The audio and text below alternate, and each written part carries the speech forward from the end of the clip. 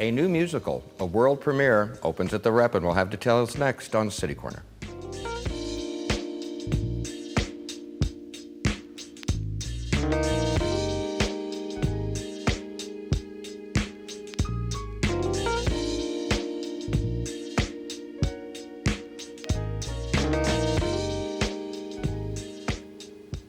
I'm Steve Potter, and welcome to City Corner. The Repertory Theatre of St. Louis is our topic today. We're going to look at the final show of the season, which is Dreaming Zenzile, and then we're going to jump ahead and look at what's coming up next season. So stay with us for that. I'd like to introduce our guests, and starting at the end of the couch, please welcome Hana Sharif. She's the Artistic Director for the Rep. Hana, nice to meet you. Thank you so much for having us. Also, Somi Kakoma is a playwright and plays the lead in one of the shows we're going to talk about. Welcome. Thank you. And Liliana Blaine Cruz is directing the play I just mentioned, which is Dreaming Zenzile, which is the final show of the season, as I said.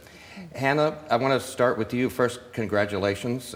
We all know Steve Wolf, the longtime artistic director of the Rep, who was there how many years? 34 years. 34 It's amazing, 10 years. So this season, which is just closing out, is your first season. It's been an incredible year. We have felt so welcomed, my family and I, to St. Louis, and it's been really a joy to get to know the patrons. It's a rich, curious, dedicated group of theater goers. It's the Rep. It's the Rep, and I'm incredibly excited about closing out our season with Dreaming Zenzile, world premiere musical by global music sensation, Somi, and it's such an honor to have these women on the couch with me as collaborators on this work. Yeah, Hannah, let me just jump in and remind people that in the second segment of the program, you're going to stick around. We're going to look at the new season for the Rep, which very excited to share that with everyone. Yes. But Somi, welcome to St. Louis. Have you been here before? I have. Thank you so much. Thanks for having us. Were you here as a performing artist or just as a tourist? I was here as a performing artist. I've been here as a tourist. I'm a Midwestern girl, so I did grow up coming here from time to time. I grew up in Illinois. Central Illinois, somewhere, right? Central Illinois, Champaign. Yeah. Yeah. Liliana, how did you get connected with all this and end up directing this production here in St. Louis? Well, I knew Somi's work from her work as an artist and a singer, and we both won the United States Artist Award, and we got to talk in Chicago for a bit, and she shared with me her piece, Dreaming Zenzile, and I fell in love with it because I knew about Miriam Makeba only a little bit, and so this piece just opened up the breadth and expansiveness of her work. Okay, yeah. If y'all would kind of give us a little background on this whole story. I have to admit it's something that I'm not familiar with, although I was getting a little lecture from someone I work with here who knew all about the original artist and about their parents and everything. Yeah. So how come I don't know more about this? I'd like to believe that there's been a sort of sustained erasure of her legacy in this country specifically. Miriam Makeba is the first African artist to really have a presence on the global cultural stage. And she came over here in 1959 under the auspices of Harry Belafonte, whom I'm sure you are familiar with. My mother was his biggest fan. Right, and so, you know, she was moving in these upper echelons of artists and you know, a huge part of the cultural pulse of this country at that time. As somebody mentioned before we started taping, Time magazine named her, a couple of days ago, named her one of the most important, most influential women of the last century. Yes. But there was a moment, she was also very involved, besides kind of being this person who brought global awareness to the anti-apartheid movement, because she was South African. Besides that, she also became very involved in the civil rights movement here. And in that time, she married Stokely Carmichael, who you might be familiar with, was one of the leaders of the Black Panther Party. And was essentially blacklisted, and she went into exile again. Sort of, she was already in exile from South Africa, but then was blacklisted because of her affiliation, because of her marriage to Stokely Carmichael. And so she left here after a number of years in the US, having great success. She left here and moved to West Africa and then Europe, and kind of never really was allowed to be here for a long time. It wasn't until the 1980s that Paul Simon, during his record Graceland, kind of brought her back into the public consciousness of this country through that tour that he did at that time, which I'm sure you also remember was wildly successful. But there's just been this sort of sustained erasure, I think, from that time. I feel like, unfortunately, this country has a way of erasing people from the kind of public imagination and then never really kind of going back. So it's really wonderful to see that that legacy kind of opening up in the way that Time magazine would acknowledge her. But also I'm thrilled that this work can in some small way help to kind of undo that clouding around her legacy. Was she a singer that you were aware of growing up, or how did she get on your radar? And do you sing the same style that she does, or what's the connection? Well, absolutely, I did know her growing up. I'm a first-generation American. My family is from East Africa, half Ugandan, half Rwandan. So most African homes, you grew up knowing Miriam Makeba because she is the first lady of African song, right? Mama Africa. We literally everybody. Her nickname is Mama Africa. And so she was, like I said, the first African artist to have that kind of success. So every African artist, no matter what discipline you operate in, owes her something for kind of creating space for us. And so my connection to her began as a child, growing up, hearing her music. I don't even know the first time I heard Miriam Makeba's voice. It's like asking somebody if they've ever heard Ella Fitzgerald or Elvis Presley or somebody from this country, right? And so, yes, I grew up in that way. I don't necessarily think that our style is the same. My career, I've mostly operated in the kind of jazz ecosystem. And so she didn't necessarily identify as a jazz singer, but she did operate in those worlds. And I think my work kind of straddles the worlds of jazz and African music. Well, Liliana, what do you think as the director, comparing the two singers here and how they fit? And I'd also like to know what attracted you to this? Totally. I think for me, it's the rediscovery of Miriam Makeba's music. I had a little bit less connection to it. I'd heard some of her songs, like the Pata Pata song before, but I hadn't known how incredible her work was. So to be introduced to that and be reintroduced to that through her work was amazing. But Somi has her own unique style and performance style, and it's so incredible to watch her perform that even as her own individual artist, it was amazing to kind of see basically what felt like the two melding of these two different artists kind of colliding to create this incredible musical, theatrical event.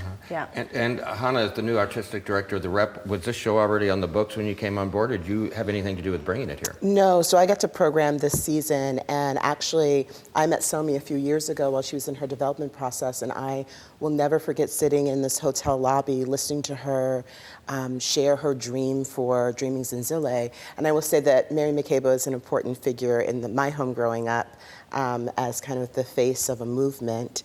And her music, I think, has influenced so many genres of music in America that she doesn't get the credit for.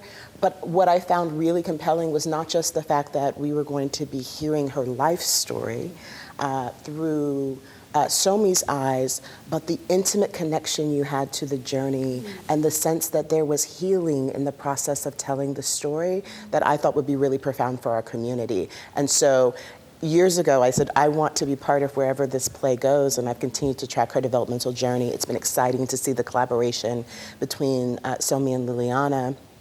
And when we talked, as I was planning this season, I leapt at the opportunity to be able to produce the world premiere of it. I think that this is going to be a play that is incredibly important to the American canon, and I feel so honored that St. Louis audiences will get to see it first. And I'm so incredibly grateful, Somi, that you took on this compelling, complex story and the honor that you're giving to Mary Makeba and her legacy of reestablishing who she is as a world icon. Somi, was that scary to you at all, taking this person on? Definitely. I don't know if I would use the word scary, but this is a stretch for me as an artist, as a person, as a woman, as an African. It's a stretch in that this is my first play. This is my first this is my first performance as a professional actor. And so it was a stretch in that way. And obviously when to stand in the shoes, to try to emulate somebody who I've always admired, that's a daunting task. And because I could never be Miriam Makeba, right? But I can try to honor her in the best way that I know how. And so, I think I'm also somebody who doesn't admit when I'm afraid when I'm preparing for a performance. But I definitely, it's a humbling experience. It's been a humbling journey to really acknowledge the magnitude of her contribution to the arts, to the continent, to the world, and try to step into that. Well, Liliana, how does the story start? Is this a one-woman show? Do we get into politics? Is it all singing? What do we expect? We should expect an amazing night in the theater, for one. That is the number one thing that we should expect. But what's beautiful is one of the things that I learned is that Miriam Makeba had her final concert in Italy, and she gave this really moving performance. And is it okay if I give this away? I'm gonna give it away. No, it's out there. It's out there, right? On her last performance, she died, right? And so, like, after singing this incredible, music for this audience, she looked into the wings, and then she passed away of a heart attack, which one already is an extraordinary After she walked event. off stage? It's a true story. It's a true story. So how she Somi, passed. has created an event that begins and ends at that concert. And so we kind of get to step into that final concert and then travel through her life, through her music, through the stories that she went through as a performer and artist. And Well, then paint me a we ended picture back. then. Okay. The musical opens, the lights come up, Dreaming Zenzile. How does it all begin? Well, we can't give all of that. I can't give all of it away. Go ahead. Well, I'll just say I think the journey is to reflect on what are the final moments in one's life, right? To really reflect what is it for somebody who's lived such an extraordinary life to then reflect in that way, and also what is that kind of quietude? There's this kind of quiet intimacy that, first of all, you have to make the journey of death as a solo journey, number one. But also, what is it as a performer when you're out front? You're always having these very quiet conversations with yourself, right? So it's really about the intimacy of one's Is heart. there something that you learned about her you didn't think of before, or something that really touches your heart about the character you're playing? So many things. Yeah. So many things. I think I didn't know. Well, I'm trying to think of something I can share that doesn't give everything away a moment in the play. But I think there's a lot of, what I think really sticks out when I started really doing that research, because you think you know an artist, and then when you really look at their life, you realize there's so much we don't know about people who operate in the public sphere. But I would say how much heartbreak she carried around, right? But still managed to give us so much joy. Yes. And I think that's kind of the tension, perhaps, that we tried to construct. Yeah. You can talk about this, Liliana, but there's all of this, and I think even at the beginning of this journey, it was like, but her music is so uplifting. Like, I didn't know she had all this heartbreak, but of course she did. Like, she was exiled from South Africa. She was away from her family. There are so many things. I think what warms my heart is that she still managed to be such a generous artist and uplift so many people with her music, and despite those challenges. Well, Somi, we welcome you to St. Louis, and we can't wait to see you on stage. I Thank hope it's a great you. experience for Thank you. you And so much. don't stay in New York forever. And Liliana, thank you for being here too. And has this been a challenge for you? It's a great challenge, because I think Somi embraces all of the elements of the theater, right? You have music, you have movement, we have a wonderful choreographer, Marjani Forte-Saunders, who's working with us. We travel around an entire person's life, so it's been a joy to enter into that. Now, Hana, before we take our break here, this is the last show of this season, so tell us all we need to know about seeing the show at the Rep. So performances start next week, and we run until April 11th. I will say that I find it to be an incredible night in the theater. Every time I peek into the rehearsal room, the joy that you can feel through the challenges is really exciting. So we look forward to seeing everyone at the theater. It performs 8 shows a week. Dreaming Zenzile. Yes. And Hana, you're going to stay with us and come back and talk about the new season for the Looking Rep too. forward Thank to you it. both for being here so much, and break a leg. Thank you. Thank Thank you so much. More about the Rep after this.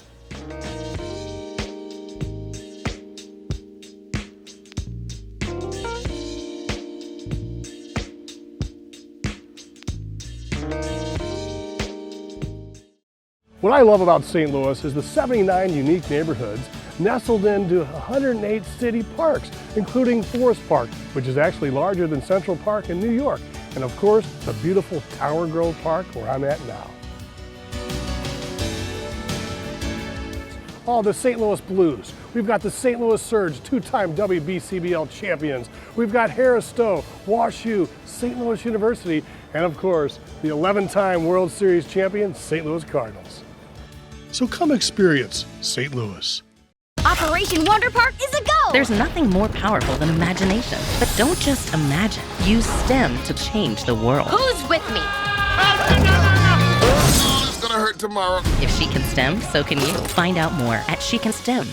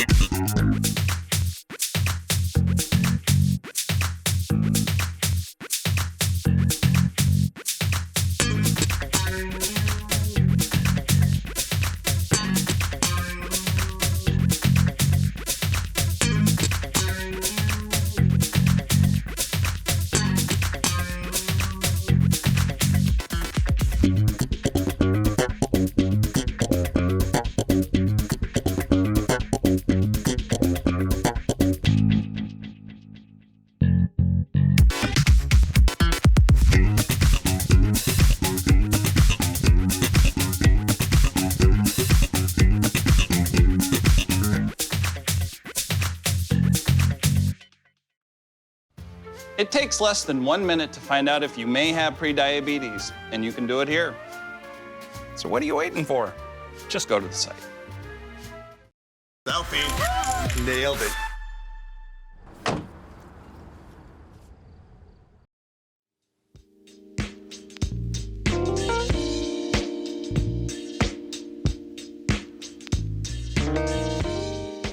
I'm Steve Potter. Welcome back to City Corner. And today we are highlighting the Repertory Theatre of St. Louis, or the Rep, as everybody calls it. And Hana Sharif is back from the first segment. Hana is the new artistic director, just concluding her first season, Yes. following the footsteps of Steve Wolf. And I wanted to ask you about that earlier. Yes. It's got to be, and you said he was there how long? 34 seasons. 34 years as artistic Yes. director of the Rep. You know, it's that old cliche about filling someone's shoes. No matter how Giant talented you are, footsteps. that's got to be challenging. You know, Steve actually was incredibly generous with me in my transition year and made me feel so welcome, shared insights. He continues, as I announced the season, he shot me an email to tell me about shows that he previously produced and how they performed here. He has just been a wealth of knowledge, and it's made actually the transition easier and made me feel more confident in being able to build on this phenomenal foundation he created How here. familiar were you with the Rep and St. Louis before you came here? So I'd never really spent significant time in St. Louis before I started the process of transitioning here, but I was very well aware of the national reputation of the Rep, and that, you know, lives squarely on the work of Steve Wolf. It's known for its extraordinary production values. We have incredible artisans that are here in St. Louis, and a real passion and support for the arts, and those are all reasons that were really compelling for me to come to St. Louis. And I love the Loretto Hilton Center, too. Yeah, it's a gorgeous theater. We shared with the Opera and the Webster Conservatory, and they're really great partnerships. So, of course, Dreamings in Zile, which we just talked about, is your final show of your inaugural season. Yes. So looking back, are you happy with yourself? You know, it's been an incredible season. When I was programming the last season, I spent a lot of time in Steve's office pitching shows and asking him, how is this going to go over with our audiences? And we were, you know, I think we curated a bold season, an exciting season, full of American classics, contemporary new plays, and of course a world premiere. So it's been a journey learning St. Louis, learning our audiences, but every artist that has come in, I've been so surprised by the caliber of artists who've said yes to coming out to St. Louis. We opened with Angels in America. We brought in a show fresh off of Broadway, Lifespan of a Fact. One of the most beautiful shows I've seen in the last decade. I think we had an extraordinary production of, which was Mahata, a Medea in LA. And I'm so excited to be closing out our season. We actually opened with our last studio show, The Cake, this Friday. Right. And then we open Dreamings in Zile, which we just spoke about, next Friday. And so it's an incredibly busy, exciting time. Oh, but no time for you to rest, because we got another season coming up. That's right. We've been deep in the process of planning this season. And one of the things that was really beneficial about having this first year is, as we were planning this next season, I really took the time to listen to key stakeholders, to our patrons, about what they were missing, where their passions are. And I think that we have come up with a very, very exciting season with some new changes for the Rep. Well, let's talk about it. Yes. I think there are something, I hope I get my numbers right, I think there are 14 shows altogether. 14 productions. It's amazing. Wow. Now, of course, for people that don't know, there's the main stage, that Yes. we're familiar with. There's a small black box studio downstairs you call the Yes. Studio Theater. You also have Imaginary Theater Imaginary Company. Theater Company, excuse me. And then you're doing a couple special things too. We So are. why don't we start with the main stage. When does the season begin? So our season opens in September, and we are opening with what I think is going to be a blockbuster hit for us. We are opening with the production of the musical Little Shop of Horrors. I've seen it elsewhere. What a great show. It's an amazing show, and I think the last time it was produced at the Rep was something like 33 years ago. So No kidding? It's incredible to be able to bring this story back. We did a big season announcement party, and as soon as the music started to play from Little Shop of Horrors, you heard the audience start to kind of rally and shout for it and begin to sing. So I'm excited about being able to do that. It didn't hurt there was a movie version too. Absolutely, and I think there's another movie version coming out in the next year or so. There is? So yes, it's going to be pretty Anything exciting. strange about that? I like to think of it as kismet. All right, we'll just wait. All right, what about the second show? So the second show of the season is going to be a world premiere called Top of the World by Catherine Butterfield, and it's an exciting thriller. I think that there's a mystery to it and a lot of heart, and I look forward to sharing that work with our audiences. So, mystery, Yes. suspense. It's suspenseful. I can tell you just briefly that the lead character in the play is a showrunner for a TV crime show, not unlike Dun Dun Dun. And his wife has unexpectedly committed suicide. And so as he searches to try and understand why she did that, his show is running a episode that starts to mirror the circumstances of his own life that's being run by someone else. And so there's this mystery between the TV show and real life, and also the sense of healing. Just try an ending you can't tell us about. I can't tell you the ending, but it's one that people will want to see. Show number 3. Show number 3 is a play called The Great Leap by Lauren Yee, who is one of the most extraordinary contemporary playwrights. And Should I be familiar with it? It's a newer play, so our audience likely won't be familiar with it. I will say that if you're a sports fan, then this is the play for you. It features a Chinese-American basketball phenom who goes with his American team for an exhibition game in China in 1989, and he stumbles into the protests in Tiananmen Square. Gosh. And lots of chaos ensues after that. It's got a lot of heart, a lot of humor, but also a rich tapestry of Humor in storytelling. that one, huh? There is some humor in that, and a lot of basketball. Well, I think a sports show would go over in St. Louis pretty well. I think so. It's a have great sports feeling. I have a town, feeling. yes. What's the fourth show of the season for the Rep? The fourth show of the season is a comedy called Native Gardens by the great Karen Zacharias. And it is, I mean, it's the kind of comedy that will have you crying at the end. Essentially, two very different neighbors, some empty nesters, have new neighbors who move in, who are upwardly mobile, and they go to war over a tiny plot of land where their gardens meet. Wait a minute, I've had that in real life. Yes, I think that many of us will be able to understand the slight tension with neighbors over a plot of land, but this goes far too far, and the chaos and comedy that ensues is incredible. Wow, that's one I'm going to have to see. Okay, we've got one more? Two more. Two more, excuse me. Yeah, so the fifth main stage show is a musical called Oobla Dee, written by Regina Taylor, and I'm so excited about this show. It tracks the journey of Black female jazz musicians from St. Louis to Chicago as they try and take their rightful place in history. It is a beautiful, Kind of compelling echoes off story. Zenzile, doesn't it? It does have, and the music certainly has some level of connection, but I think anyone who loves Dreaming Zenzile will absolutely love Oobla Dee. I'm incredibly excited about it. Okay, so those are the 6 shows. 5, and then Five. Why I keep getting lost, I don't know. There's so many shows this season. We close out our main stage season with what I think is going to be one of the most compelling shows of the season. It is the Looking Glass Company from Chicago's adaptation of Moby Dick. And it is, if you've never seen The Looking Glass Company, for those of you who are patrons of the Rep, the last time we produced one of their adaptations was Metamorphoses. This is a company that does contemporary cirque, so their shows have acrobatics, high-flying, the type of theatrical spectacle that is almost never seen in this city. And so it is an extraordinary production that will keep you on the edge of your seats. And I think it's a great show for the family as well. So those are the 6 shows on the main stage. Those are the 6 shows on the main stage. And one of the things I would say that is a very a difference for us this year, I'm incredibly excited to be able to announce that we're partnering with Coca. And 2 of our main stage shows will actually be produced at the brand new state-of-the-art Burgess Theatre in U City. And that has been a really exciting partnership and collaboration for us.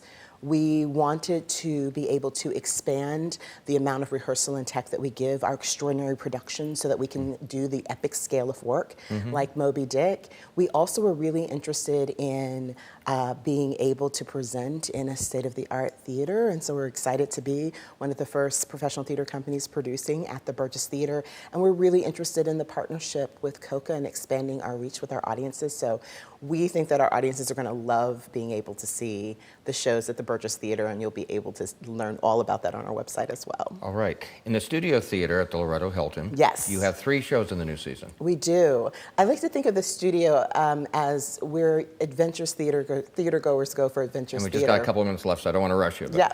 So the first show in the studio is a play called Here by Taylor Mack. It is a dysfunctional, very dark comedy. The second show in the studio is a world premiere called The Gradient, which is another thriller. And then we close out the studio season with Malima's Tale by 2-time Pulitzer finalist Lynn Nottage, and it is an incredibly lyrical, poetic tale. And you've got a couple of special shows on top of all of that. We do. So there are 2 special performances that are happening this year. The first is a 2-week run of Twisted Melodies, which is a play about a musical about the life of Donny Hathaway, who is a St. Louisan. Oh, yeah. And it is written and performed by another St. Louisan who is relocated to Chicago, Kelvin.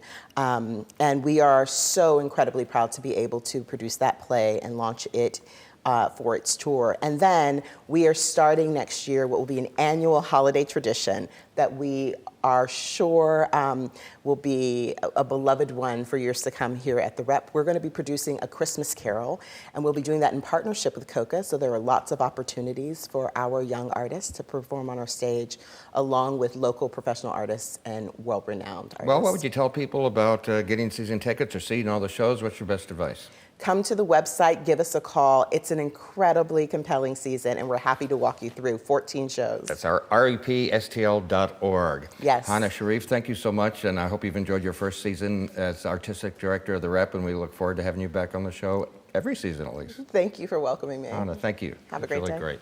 Enjoy the Rep. It's a treasure. I'm Steve Potter. That's it for this edition of City Corner. We'll see you next time. Bye.